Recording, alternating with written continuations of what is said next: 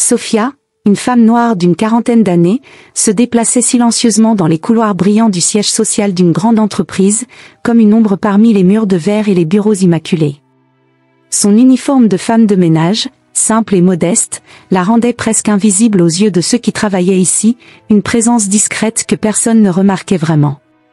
Chaque jour, elle balayait, nettoyait et polissait les sols sous les pieds des cadres en costume impeccable, des hommes et des femmes plongés dans des discussions sur des chiffres, des stratégies, des acquisitions. Ils étaient trop absorbés par leur monde pour remarquer Sophia, trop préoccupés par les échéances et les réunions importantes pour s'intéresser à la femme qui faisait briller le sol qu'ils foulaient. Mais Sophia voyait tout. En silence, elle observait. Chaque regard indifférent, chaque sourire narquois, chaque ricanement lorsqu'ils se croyaient à l'abri des regards indiscrets.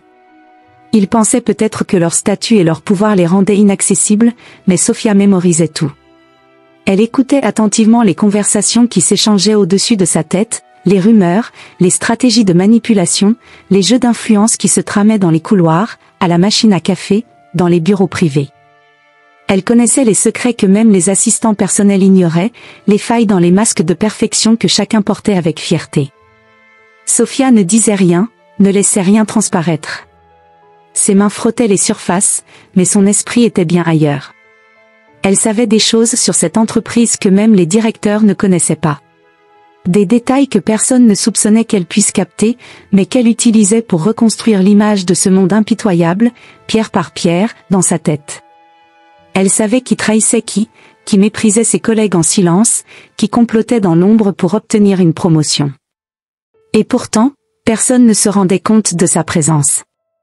Aux yeux des dirigeants de cette entreprise, elle était juste Sophia, une femme de ménage qui faisait son travail sans bruit, sans déranger. Mais Sophia, avec sa sagesse et son silence, comprenait mieux que la mécanique implacable du pouvoir qui régissait ces lieux. Personne ne pouvait deviner que Sophia n'était pas simplement une femme de ménage. Sous son apparence modeste, dans son uniforme discret et ses gestes précis, se cachait un secret que personne ici n'aurait pu imaginer. Elle était, en réalité, la propriétaire de cet immense immeuble. Quelques mois auparavant, dans une transaction secrète et audacieuse, Sophia avait racheté l'ensemble de la société immobilière à laquelle appartenait ce bâtiment prestigieux. Ce choix, cependant, n'avait rien de commun. Ce n'était pas une acquisition ordinaire motivée par le simple désir de posséder plus de biens. Non, Sophia avait senti, à travers les échos des couloirs et les bruits sourds des réunions, que quelque chose ne tournait pas rond dans cette entreprise. Elle avait observé ce monde depuis l'ombre, depuis des années. Les cadres arrogants, les regards condescendants, les injustices que même le vernis de l'élégance ne pouvait dissimuler. Un environnement où ceux qui nettoyaient, qui rendaient ces lieux impeccables, étaient ignorés, invisibles, traités avec un mépris latent. Sophia avait vu la déshumanisation, les petits abus de pouvoir, les injustices ordinaires qui se jouaient chaque jour. Alors, lorsqu'elle eut l'opportunité de racheter l'immeuble, elle n'hésita pas.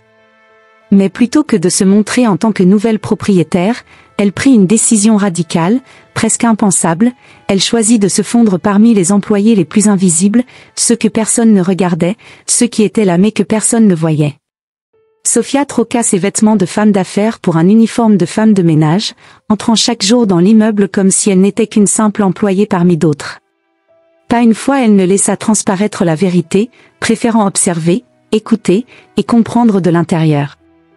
Elle voulait voir de ses propres yeux comment ce monde fonctionnait vraiment.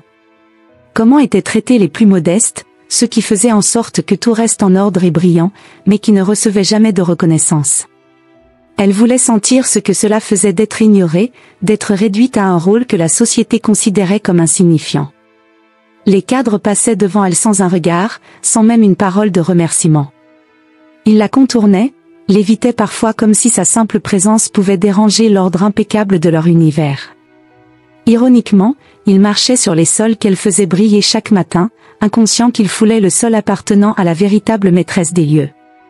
Ils discutaient de fusion, de rachat, de bénéfices, sans savoir que la plus grande manœuvre de pouvoir dans ce bâtiment n'avait pas lieu dans leur bureau feutré, mais dans les gestes humbles et silencieux de Sophia. Elle observait tout, enregistrait tout. Chaque parole, chaque interaction. Elle voyait qui étaient les vrais leaders, ceux qui respectaient leurs subalternes, et qui parmi eux se croyaient supérieurs à tous. Sophia en savait bien plus sur cette entreprise que n'importe quel membre du conseil d'administration. Ses observations ne visaient pas seulement à comprendre, mais à préparer quelque chose de plus grand. Elle nourrissait un projet secret, un plan qui allait ébranler les fondements mêmes de cette société et de ses hiérarchies invisibles. Et lorsque le moment viendrait, elle révélerait tout. Elle n'allait pas se contenter de changer les sols, mais bien de transformer l'intégralité de cette entreprise, de la refaçonner à l'image de la justice et de l'humilité qu'elle n'avait jamais cessé de cultiver. Sa révélation ne serait pas une simple annonce, mais un coup de tonnerre qui changerait la manière dont on considérait les invisibles, ceux qui, comme elle, avaient toujours été là, silencieux et puissants dans l'ombre. Un jour, alors qu'elle nettoyait près de la salle de réunion, Sophia entendit des voix s'élever, distinctes et intenses.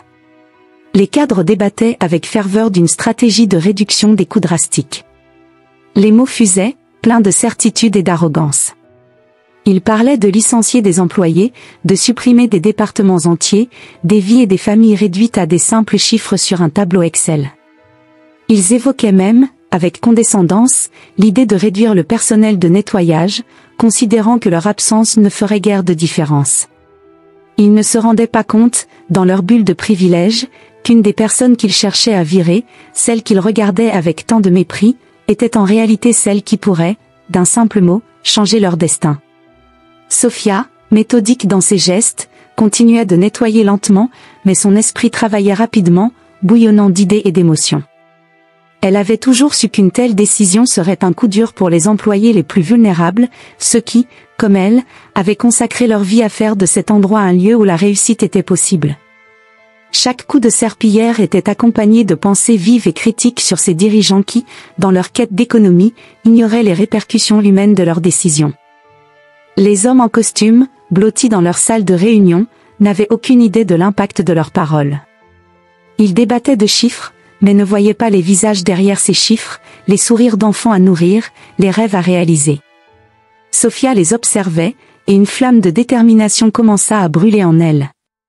Elle savait que cette entreprise n'avait pas seulement besoin d'une nouvelle stratégie financière, mais d'une refonte complète de sa culture. Une culture où chaque voix compte, où chaque individu, peu importe son rôle, a de la valeur. Elle se remémora des discussions qu'elle avait entendues entre les employés, des rumeurs sur des injustices, des plaintes sur les salaires, des témoignages de dévouement ignorés. Il était temps d'agir, de rassembler ces histoires, de donner une voix à ceux qui, trop souvent, étaient réduits au silence. Elle comprit alors que sa position d'observatrice silencieuse pouvait devenir sa plus grande force. Elle avait accès à des informations et à des perspectives que les dirigeants n'avaient jamais envisagées. L'idée de s'adresser aux employés pour les unir germa dans son esprit. Que se passerait-il si elle parvenait à créer une coalition ? Une force collective qui pourrait contrecarrer les plans de ceux qui s'étaient égarés dans leur quête de profit. Elle savait que les employés des services, souvent sous-estimés, étaient en réalité le cœur de l'entreprise. Ils en connaissaient les rouages, les failles et les potentiels cachés. Sophia se concentra sur le bruit de la réunion, sur les cris de joie et d'angoisse qui lui parvenaient, nourrissant sa conviction que ce qu'elle faisait, ce qu'elle voyait, était bien plus qu'un simple travail de nettoyage. C'était une mission. Elle rêvait d'un avenir où l'entreprise ne se contenterait pas de maximiser les profits, mais où elle se soucierait réellement de ceux qui faisaient tout fonctionner. Ce jour-là, en passant la serpillière sur le sol, Sophia se mit à imaginer comment, à partir de cette pièce, elle pourrait réécrire l'histoire de cette entreprise, et de toutes les vies qu'elle touchait. Le lendemain, lors d'une réunion exceptionnelle convoquée par la direction, Sophia fit son entrée dans la grande salle de conférence, mais cette fois, elle n'était pas vêtue de son uniforme habituel de femme de ménage. Elle portait un tailleur élégant, sobre mais imposant, qui mettait en valeur sa stature et son autorité. Ses pas résonnaient dans le silence de la salle, un contraste frappant avec la discrétion dont elle avait fait preuve jusqu'à ce jour. Le choc dans la pièce fut immédiat. Les regards se tournèrent vers elle, incrédules, stupéfaits. Certains des cadres qu'il avait croisés des centaines de fois sans jamais lui accorder un regard étaient désormais figés sur leur chaise, leur visage marqué par une incompréhension totale. Comment avait-il pu être si aveugle ? Comment avait-il pu ignorer celle qui, silencieusement, les observer jour après jour? Un murmure traversa la salle, une onde de choc palpable. Ceux qui l'avaient humilié, ignoré, et même envisagé de licencier quelques heures plus tôt, étaient maintenant forcés de faire face à une réalité qui leur échappait totalement. Leurs mains tremblaient légèrement en ajustant leur dossier, leur regard évitait de croiser celui de Sophia. Elle, en revanche, restait calme, son visage impassible, mais ses yeux brillaient d'une détermination nouvelle. Elle savait que c'était son moment. Sophia s'avança lentement vers le centre de la salle, là où tous les regards convergeaient. Chaque pas qu'elle faisait était lourd de signification, chaque mouvement calculé. Lorsqu'elle se tint enfin devant eux, le silence devint total. Les visages jadis arrogants étaient désormais empreints d'une étrange forme de vulnérabilité. L'atmosphère, d'abord tendue, s'était transformée en une attente nerveuse. Tous attendaient, suspendus à ses lèvres. D'une voix posée mais ferme, Sophia prit la parole. « Mesdames, messieurs, je suis Sophia, et je suis la propriétaire de cet immeuble, et par extension, l'une des principales actionnaires de cette entreprise. » Ces mots frappèrent comme une tempête. Certains échangèrent des regards paniqués, d'autres semblaient paralysés par l'information. « Pendant des mois, j'ai travaillé parmi vous, incognito, comme simple employé de ménage. J'ai écouté vos conversations, j'ai vu vos actions, et j'ai observé la manière dont vous traitez les gens autour de vous. » Elle marqua une pause, laissant ses paroles s'imprégner dans l'esprit de chacun. « Ce que j'ai vu m'a révélé à quel point cette entreprise a besoin de changement. Un changement radical. » Le souffle des cadres se coupa. Ils comprenaient maintenant que ce n'était pas seulement leur ignorance qu'elle exposait, mais aussi leur pratique, leur façon de gérer l'entreprise comme un empire froid et déshumanisé. À partir d'aujourd'hui, des réformes vont être mises en place. Des changements qui affecteront non seulement la manière dont cette entreprise est dirigée, mais surtout la façon dont ses employés sont traités, à tous les niveaux. Plus personne ici ne sera invisible. Chaque employé, du cadre dirigeant au personnel de nettoyage, aura une voix, un rôle respecté, et des droits égaux. Le silence qui suivit ces mots était assourdissant. Les cadres, jadis arrogants et confiants dans leur position de pouvoir, comprirent soudainement que Sophia détenait non seulement les clés de l'immeuble, mais aussi celles de leur avenir. Leurs visages se teintaient de honte, réalisant qu'ils avaient bâti leur sentiment de supériorité sur des illusions. La femme qu'ils avaient ignorée, qu'ils avaient presque méprisée, se dressait maintenant devant eux comme leur nouvelle patronne, non pas par vengeance, mais pour rétablir une justice qui manquait cruellement dans leurs murs. Sophia poursuivit en détaillant les nouvelles mesures. Une révision complète des contrats de travail pour assurer des conditions plus justes et humaines, un renforcement des droits des employés, et une revalorisation des métiers souvent considérés comme invisibles ou subalternes. Elle annonça également la création d'un comité de représentants des employés, chargé de veiller à ce que les pratiques discriminatoires et les abus de pouvoir ne soient plus tolérés. Les hommes en costume, autrefois 6 sur 2, écoutaient en silence, absorbant chaque mot, sachant que leur monde venait de changer irréversiblement. Ce bâtiment est un symbole de ce que cette entreprise peut devenir. Un lieu de collaboration, de respect mutuel, où chaque personne, quel que soit son poste, est reconnue pour sa contribution. Je ne tolérerai plus l'injustice, la condescendance ou l'exploitation. Vous aurez l'opportunité de vous ajuster à cette nouvelle ère, ou bien. Elle laissa sa phrase en suspens, mais le message était clair. Ceux qui refuseraient de suivre cette nouvelle direction pourraient bien se retrouver du côté des licenciés, une ironie amère après les discussions qu'elle avait surprises la veille. Sophia termina son discours par une note d'espoir. Nous avons tous l'opportunité de redonner à cette entreprise sa véritable grandeur, en construisant une culture basée sur l'intégrité, la justice et le respect. À vous de décider si vous souhaitez en faire partie. C'était la leçon que Sophia voulait leur donner. On peut juger quelqu'un par son apparence ou son poste, mais la véritable puissance réside dans l'esprit, l'intégrité et la capacité à transformer l'humiliation en force. Elle avait passé trop d'années à être considérée comme une simple femme de ménage, à être sous-estimée et ignorée. Chaque jour, elle avait été témoin de la manière dont ses collègues, vêtus de leurs costumes coûteux, prenaient des décisions qui affectaient des vies, sans jamais considérer l'impact de leurs paroles. Mais Sophia savait que l'apparence n'était qu'une façade, et que la véritable richesse résidait dans la force intérieure, la résilience et la capacité à se relever après avoir été abattue. Elle avait appris cette leçon à la dure, au fil des années. Chaque fois qu'on l'avait méprisée, chaque fois qu'on avait ri de son uniforme, elle avait serré les dents et avait gardé son calme. Elle avait décidé de ne pas laisser ces humiliations la définir. Au lieu de cela, elle s'était engagée à observer, à comprendre les rouages de cette entreprise, à apprendre de ceux qui l'entouraient. Chaque moquerie, chaque regard dédaigneux n'avait fait que renforcer sa détermination à prouver sa valeur. Elle savait que son moment viendrait, et elle voulait qu'il soit puissant. Sophia souhaitait que chacun dans cette salle prenne conscience que la véritable force ne se mesure pas à la richesse ou au pouvoir, mais à la capacité de se relever après une chute. Elle voulait qu'ils comprennent que les vrais leaders ne se contentent pas de donner des ordres, mais qu'ils inspirent, qu'ils élèvent les autres et qu'ils apportent un changement positif. Pour Sophia, être un leader signifiait avoir l'empathie nécessaire pour écouter les voix des plus faibles, pour défendre ceux qui n'avaient pas les moyens de se défendre eux-mêmes.